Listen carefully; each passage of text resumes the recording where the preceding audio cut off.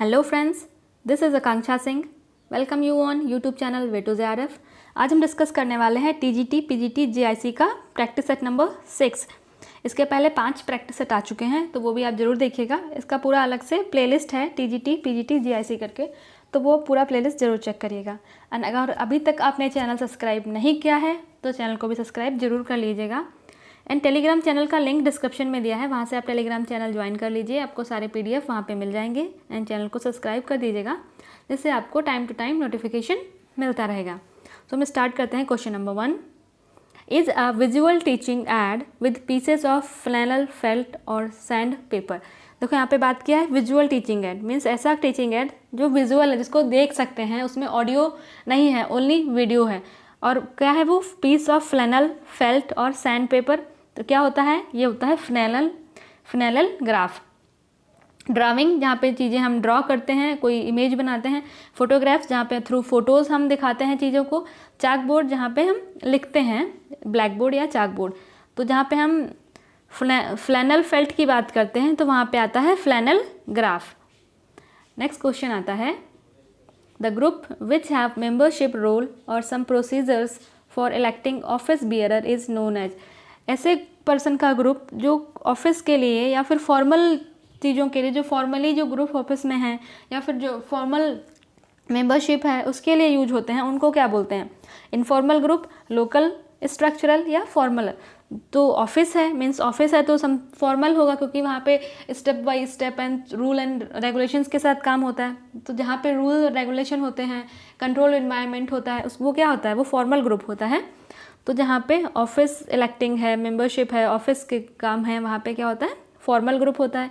Informal group, जो informal like friend circle है, तो ये इनफॉर्मल होता है। नेक्स्ट क्वेश्चन आता है, avoid large figure design if you are. जो लार्ज फिगर मीन्स जो बड़े बड़े फूल और पत्तियों वाले या कोई बड़े बड़े फिगर वाले जो कपड़े हैं, उन पे डिज़ाइन बनी हुई है, तो उनको अवॉइड करना चाहिए। और ये बड़े बड़े फिगर वाले कपड़े कौन से पर्सन को, किस टाइप के पर्सन को नहीं पहनने चाहिए? ऑप्शन क्या है? स्टाउट, वीक, लीन और थिन। तो जो स्टाउट मीन्स जो मोटे पर्सन होते हैं, उन लोगों को ये बड़े बड़े फूल पत्तियों वाले जो कपड़े होते हैं, बड़े बड़े फूल पत्तियों के प्रिंट वाले जो कपड़े होते हैं, उनको नहीं पहनना चाहिए। और कोई पर्सन थिन है तो उसको बड़े बड़े फूल पत्तियों वाले के साथ साथ अगर हॉरिजॉन्टल लाइन के कपड़े पहनेंगे, जिनमें हॉरिजॉन्टल लाइन्स हो, तो वो पर्सन जो है थोड़ा सा मोटा दिखेगा। और जो पर्सन मोटा है उसको वर्टिकल लाइन कपड़े पहनने चाहिए और बहुत छोटे छोटे प्रिंट वाले कपड़े पहनने चाहिए। नेक्स्ट क्वेश्चन आता है, antibodies are also known as. जो एंटीबॉडीज़ होती हैं, इनको और क्या कहते हैं? तो ऑप्शंस क्या है? Toxics, fat, immunoglobins and carbohydrates. देखो, टॉक्सिक तो सिंपल सी बात है, नहीं कहते हैं। बाकी कार्बोहाइड्रेट और फैट, ये दोनों हमारे न्यूट्रिएंट्स हो गए। तो बचा क्या? इम्यूनोग्लोबिन्स। तो जो एंटीबॉडीज़ होती हैं, इनको इम्यूनोग्लोबुलिन्स भी बोलते हैं, जो हमारी बॉडी को इन्फेक्शन से प्रिवेंट करती हैं, जो हमारी बॉडी को इम्यून सिस्टम अच्छा करती हैं, इम्यूनिटी प्रोवाइड करती हैं, वो होती हैं एंटीबॉडीज़। नेक्स्ट क्वेश्चन आता है, if fetal buttocks appear first following by the leg, arm and finally the head, this position is called. ये बर्थ पोजीशन है, जिसमें बटक्स पहले अपीयर होते हैं, उसके बाद लेग आती हैं, फिर आर्म आती हैं, उसके बाद लास्ट में हेड आता है। तो उसको क्या बोलते हैं? तो इस टाइप की जो बर्थ होती है उसको बोलते हैं ब्रीच बर्थ। ठीक है। नेक्स्ट क्वेश्चन आता है, the amount of energy required by the body at rest. जो रेस्ट कंडीशन में बॉडी को जब एनर्जी की ज़रूरत होती है, जब हम रेस्ट कंडीशन में होते हैं, तो कुछ इनवॉलंटरी या बायोलॉजिकल एक्टिविटीज़ हैं जो हमारी बॉडी में चलती रहती हैं, उनके लिए एनर्जी की ज़रूरत होती है। तो उस रिक्वायरमेंट को, वो जो एनर्जी की ज़रूरत है, उसको क्या बोलते हैं?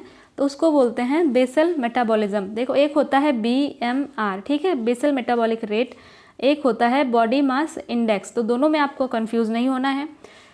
बेसल मेटाबॉलिज्म रेट मीन्स यहाँ पे एनर्जी की बात कर रहे हैं, मेटाबॉलिक रेट की बात कर रहे हैं। तो जब बॉडी को जो रेस्ट कंडीशन में जब भी एनर्जी चाहिए होती है, तो हमारी बेसिक जो एनर्जी रिक्वायरमेंट होती है उसको बोलते हैं बेसल मेटाबॉलिक रेट। और जो एनर्जी की जो यूनिट होती है वो कैलोरी में होती है। उसके बाद आता है BMI, body mass index, means body का मास इंडेक्स। तो हाइट इन, देखो यहाँ पे हम मेज़र करते हैं, पहले होता है वेट इन केजी, मीन्स कितने केजी में वेट है, upon height in metre square, ये BMI का फॉर्मूला है। तो यहाँ से निकलता क्या है, यहाँ से निकलता है कि पर्सन मोटा है या नहीं मोटा। यहाँ से BMI हम देखते हैं और BMI इंडिकेट करता है कि पर्सन मोटा है या हेल्दी है। तो ये दोनों टर्म्स में आपको कंफ्यूज नहीं होना है कि BMR क्या है और BMI क्या है। नेक्स्ट क्वेश्चन आता है, roughage play a useful part in stimulating the movement of large intestine. Roughage मतलब फाइबर्स जो प्ले करते हैं इम्पॉर्टेंट रोल, एक मतलब महत्वपूर्ण रोल प्ले करते हैं लार्ज इंटेस्टाइन के मूवमेंट को स्टिमुलेट करने में। तो ये स्टेटमेंट सही है या गलत है आपको बताना है। तो ये स्टेटमेंट जो है ये ट्रू है, क्योंकि जो भी न्यूट्रिएंट्स का एब्जॉर्प्शन होता है वो स्मॉल इंटेस्टाइन से होता है। उसके बाद जो वेस्ट प्रोडक्ट बचा वो स्मॉल इंटेस्टाइन से जाता है लार्ज इंटेस्टाइन में। तो लार्ज इंटेस्टाइन में जब फाइबर प्रेजेंट होंगे तो ये फाइबर वाटर को एब्जॉर्ब कर लेते हैं, जिससे जो भी वेस्ट प्रोडक्ट है बॉडी में वो स्मूथली बॉडी से एक्सक्रीट आउट हो जाता है। तो ये रफेज इंपॉर्टेंट रोल प्ले करते हैं लार्ज इंटेस्टाइन के मूवमेंट को स्टिमुलेट करने में। नेक्स्ट क्वेश्चन आता है, the amino acids which body can not synthesize are called. देखो इसको कई सारी लैंग्वेज में कई बार अलग अलग कॉन्सेप्ट्स के साथ पूछ लेते हैं कि ऐसे अमीनो एसिड, ठीक है, जिनको बॉडी सिंथेसाइज नहीं कर सकती है, या फिर ऐसे अमीनो एसिड जो हम डाइट के साथ लेते हैं, या फिर ऐसे अमीनो एसिड जो एसेंशियल अमीनो एसिड हैं वो कौन से। तो कई टर्म्स में क्वेश्चन पूछा जाता है और अमीनो एसिड से रिलेटेड कोई ना कोई एक क्वेश्चन हर बार एग्जाम में आता ज़रूर है। तो जो एमिनो एसिड जो हमारी बॉडी सिंथेसाइज नहीं कर सकती है, अब बॉडी सिंथेसाइज नहीं कर सकती है और बॉडी को रिक्वायरमेंट है तो कहाँ से आएगा, तो ये आएंगे डाइट के थ्रू, ठीक है, इनको हम डाइट के थ्रू लेंगे। अब डाइट के थ्रू लेंगे तो ये कौन से अमीनो एसिड हो गए, तो ये हो गए एसेंशियल अमीनो एसिड। और नॉन एसेंशियल जो हैं ये इनको हमारी बॉडी के अंदर ये फॉर्म होते हैं या बॉडी इनको सिंथेसाइज कर सकती है। पर जो एसेंशियल अमीनो एसिड होते हैं ये हमें डाइट के थ्रू चाहिए होते हैं, ये हमारी बॉडी जो है इसको सिंथेसाइज नहीं कर पाती है। नेक्स्ट क्वेश्चन आता है, is the scientific name for house hold sugar. House hold sugar का साइंटिफिक नेम क्या है, तो हाउस होल्ड शुगर को क्या कहते हैं, ऑप्शन क्या है, lactose, maltose, dextrose and sucrose. तो जो हाउस होल्ड शुगर है उसको बोलते हैं सुक्रोज, और जो लैक्टोज है ये मिल्क शुगर होती है। माल्टोज जो है सीरियल्स में प्रेजेंट होती है, जिसको जब हम सीरियल्स को जर्मिनेट करते हैं या भिगो के रखते हैं तब उसमें माल्टोज जो है ये डेवलप होती है। नेक्स्ट क्वेश्चन आता है, food containing appreciable proportion of stay with you longer. देखो ये टर्म है stay with you longer, means food में ऐसी क्या चीज़ है जो खाना खाने के बाद ह्यूमन बॉडी में देर तक रहती है। मीन्स अगर हम खाना खाते हैं तो ऐसी कौन सी चीज़ है जो हमारे स्टमक में देर तक रहती है, ऐसा कौन सा न्यूट्रिएंट है। अब बात की है फूड की, food containing appreciable amount of proportion means food में क्या चीज़ें हैं, क्या ऐसा न्यूट्रिएंट कौन सा है जो हमारे खाना खाने के बाद हमारे स्टमक में देर तक रहता है। Stay with you longer means stomach में देर तक रहता है। तो ऑप्शन क्या है, water, protein, fat and carbohydrate. तो वाटर तो नहीं रहता है, ठीक है, उसके बाद आया है प्रोटीन, फैट एंड कार्बोहाइड्रेट। तो इनमें से कार्बोहाइड्रेट और प्रोटीन को डाइजेस्ट होने के लिए कम एनर्जी चाहिए होती है, और फैट को डाइजेस्ट होने के लिए ज़्यादा एनर्जी भी चाहिए होती है, और फैट जो है डाइजेस्ट होने के बाद ज़्यादा एनर्जी प्रोवाइड भी करता है। तो जो चीज़ ज़्यादा देर तक रहती है ह्यूमन स्टमक में वो होता है फ़ैट, क्योंकि फ़ैट को डाइजेस्ट होने के लिए ज़्यादा एनर्जी चाहिए। इसलिए देखो जब आप कभी थोड़ा ऑयली या फिर हैवी फूड लेते हैं तब आपको पेट ज़्यादा देर तक भरा भरा रहता है, तो वो होता है फ़ैट का इफ़ेक्ट। और फैट से ही जो है माउथ में जो टेम्पटिंग फीलिंग आती है वो भी फैट की वजह से होती है। नेक्स्ट क्वेश्चन आता है, pellagra is the deficiency of. Pellagra जो है वो कौन से न्यूट्रिएंट की डिफिशियंसी से होता है, ऑप्शन है niacin, thiamine, iodine and riboflavin. तो पेलेग्रा जो है वो नियासिन की डिफिशियंसी से होता है। अब ये है थायमीन, आयोडीन एंड राइबोफ्लेविन। तो आपको बताना है थायमीन की डिफिशियंसी से कौन सी डिजीज़ होती है, आयोडीन की डिफिशियंसी से ग्वाइटर, क्रेटिनिज्म, मिक्सिडिमा ये सब होता है, राइबोफ्लेविन से एंगुलर स्टोमेटाइटिस, चिलोसिस ये होता है, और थायमीन की डिफिशियंसी से कौन सी डिजीज़ होती है ये आपको कमेंट सेक्शन में बताना है, आंसर करना है कि थायमीन की डिफिशियंसी से। क्योंकि हमेशा कोई ना कोई डेफिशिएंसी डिजीजेज आती हैं, तो ये उसके बाद आयरन भी हो गया, ठीक है, तो ये 4 टर्म, उसके बाद आयरन हो गया, कैल्शियम हो गया, तो ये 4-5 टर्म हैं।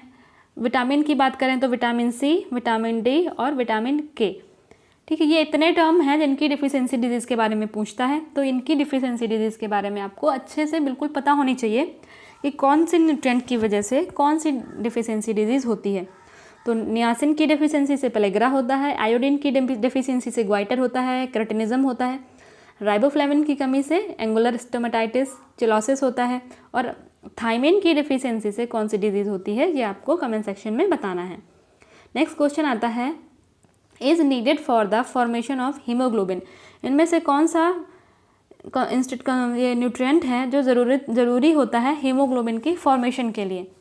तो आयरन जो है ये हीमोग्लोबिन की फॉर्मेशन के लिए ज़रूरी होता है। अब आयरन के साथ साथ देखो, हीम जो है ये आयरन का बना होता है और ग्लोब्यूलिन जो है ये प्रोटीन है। तो आयरन जो है वो मेन इंपॉर्टेंट है, क्योंकि यहाँ पे आयरन और प्रोटीन दोनों दिया है। तो पहले आता है आयरन, उसके बाद आता है प्रोटीन, फिर आता है फॉलिक एसिड, विटामिन सी, बहुत सारी चीज़ें हैं जो फिर हमारे हीमोग्लोबिन इन सब के लिए ज़रूरी होती हैं, बट जो मेन है वो है आयरन। नेक्स्ट क्वेश्चन आता है, is the method of heating fruits and vegetable for some time in boiling water और स्टीम। जो वेजिटेबल या फिर फ्रूट्स को जब हीट करते हैं कुछ देर बॉइलिंग वाटर में या फिर स्टीम में, ठीक है, तो उसको क्या बोलते हैं, उसको बोलते हैं ब्लांचिंग। जब बॉइलिंग वाटर में जब फूड या वेजिटेबल्स को प्रिजर्व करना होता है और उसको जब बॉइलिंग वाटर में डाल थोड़ी देर के लिए बॉइलिंग वाटर में रखते हैं, उसके बाद निकाल देते हैं बाहर, तो इस प्रोसेस को कहते हैं ब्लांचिंग। और इस प्रोसेस से होता क्या है, क्योंकि बॉइलिंग वाटर का टेम्परेचर होता है 100 डिग्री सेंटीग्रेड, और यहाँ पे ऑलमोस्ट सारे बैक्टीरियाज एंजाइम्स जो हैं वो इनएक्टिवेट हो जाते हैं। इसीलिए जो भी फ्रूट्स और वेजिटेबल में बैक्टीरिया जो प्रेजेंट हैं उनको इनएक्टिवेट करने के लिए, जिससे फूड को जो प्रिजर्व किया जा सके ज़्यादा टाइम के लिए, इसीलिए उनमें किया जाता है ब्लांचिंग। फ्रीजिंग मीन्स फ्रीज करना, बॉटलिंग मीन्स बॉटल में स्टरलाइज्ड बॉटल में उन जो भी फूड आइटम है उसको प्रिजर्व करके रखना, कवरिंग मीन्स ढक के रखना। नेक्स्ट क्वेश्चन आता है, Indian multipurpose food prepared and marked by. जो मल्टीपर्पज़ फूड होते हैं, जैसे जो ICDS में जो सप्लीमेंट्री फूड्स दिए जाते हैं या जो वीनिंग फूड्स आते हैं, ये सब मल्टीपर्पज़ फूड हैं। तो ये मल्टीपर्पज़ फूड कौन बनाता है और कहाँ से कौन रेगुलेट करता है? तो जो मल्टीपर्पज़ फूड हैं ये CFTRI बनाता है। अब हम बात करते हैं NIN, national institute of nutrition, ये हैदराबाद में है, और यूनिसेफ इसका फुल फॉर्म है United Nations Child Fund, WHO World Health Organization. Next question आता है, the prevention of food adulteration act was passed in the year. जो प्रिवेंशन है फूड एडल्ट्रेशन एक्ट मीन्स जो खाद्य में जो फूड प्रोडक्ट जो है उसमें जो मिलावट हो रही है उसको निवारण करने का जो अधिनियम, जो ये एक्ट आया था, ये कब आया था? तो ये एक्ट आया था 1954 में। एक्ट को जहाँ पे बात किया गया है कि एक्ट कब पास हुआ था, कब आया था, तो ये आया था 1954 में। अब अगर हम बात करते हैं इसके अमेंडमेंट की, या लागू कब हुआ था, तो ये लागू हुआ था 1 जुलाई 1955 में। अगर लागू होने की बात करती है तो ये डेट तो नहीं पूछते हैं, अगर लागू होने की बात आती है तो आता है वो 1955। और अगर ये आता है कि ये फूड एक्ट जब है ये आया कब था, तो ये आया था 1954 में।